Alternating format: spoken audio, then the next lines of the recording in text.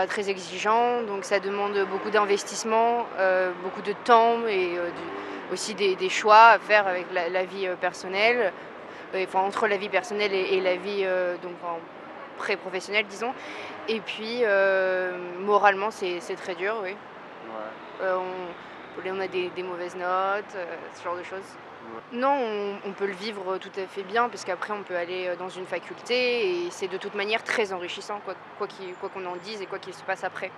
On n'a absolument, aucune nouvelle, comme tout le monde, on est au courant de sa disparition, on l'a été très tôt, puisqu'il y avait des affiches, on est tous dans l'interrogation et on attend. Moi, je suis en Cagne, c'est-à-dire en deuxième année de section littéraire. C'est les sections lettres, du coup, de pré-classe préparatoire. Il y a une pression assez forte au niveau du travail qu'on a, évidemment. Il y a un travail qui est donné, qui est assez important. On a de nombreux devoirs, des DS aussi, tous les samedis. Il y a les concours blancs également, préparés au véritable concours. Donc oui, il y a de la pression, mais la pression, elle revient surtout pour le concours, qui donc nous attend en avril. Mais d'ici là, c'est vrai que c'est surtout pour avoir de bons dossiers, pour surtout avoir un niveau suffisant pour arriver au concours, sachant que nous, il y a 72 places pour 5000 personnes en France qui passent ce concours, donc c'est difficile. Et après, on a déjà été sélectionné pour y résister normalement, donc on arrive à tenir normalement, on espère du moins. Il y avait déjà les affiches qui ont été posées sur le lycée. On a également vu, moi j'ai vu par exemple des articles dans Le Monde, qui est un des plus grands quotidiens français. Il y avait un article sur Diarisso du coup.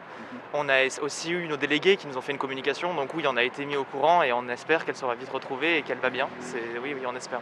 Alors moi personnellement, je trouve qu'il n'y a pas de discrimination ou quoi. C'est quelque chose qui fait partie de la vie de tout le monde tous les jours. On vit avec des personnes étrangères, des Arabes, des Africains, des Colombiens, perso je suis colombienne, euh, des Espagnols, des Chinois, des Asiatiques, des Japonais, tout ce que vous voulez. Et puis moi personnellement dans ce lycée, tout le monde est ensemble. Il n'y a pas de discrimination en tout cas entre les élèves.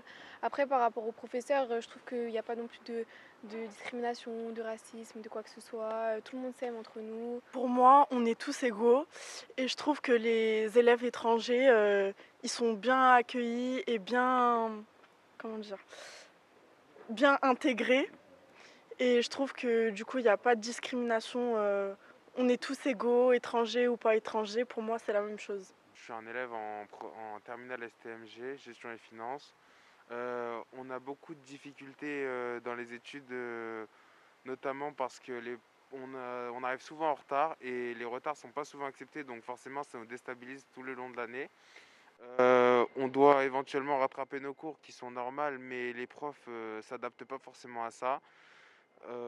Après, je ne dénigre pas les professeurs, mais bon, il y a quand même une difficulté au niveau de la flexibilité. Il y a des professeurs qui sont moins indulgents que d'autres. Heureusement qu'il y en a des gentils d'ailleurs.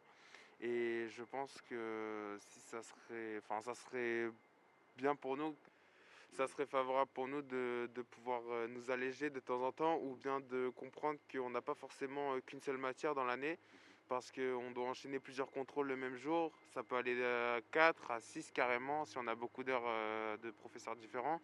Et heureusement, des fois on a des professeurs indulgents, mais des fois on n'en a pas. On partage la classe avec des élèves, oui, et forcément il y a de toute origine.